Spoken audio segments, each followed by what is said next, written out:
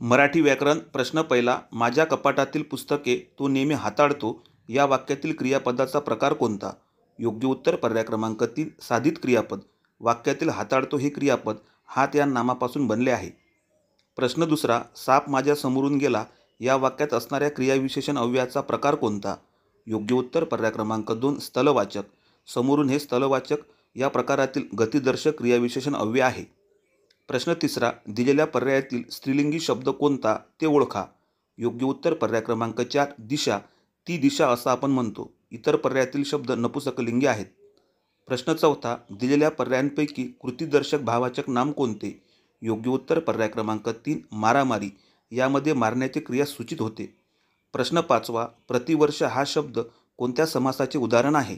योग्य उत्तर पर्याय क्रमांक 1 अव्ययीभाव समास. प्रश्न आवडल्यास लाईक करा, शेअर करा, सबस्क्राईब करा. धन्यवाद.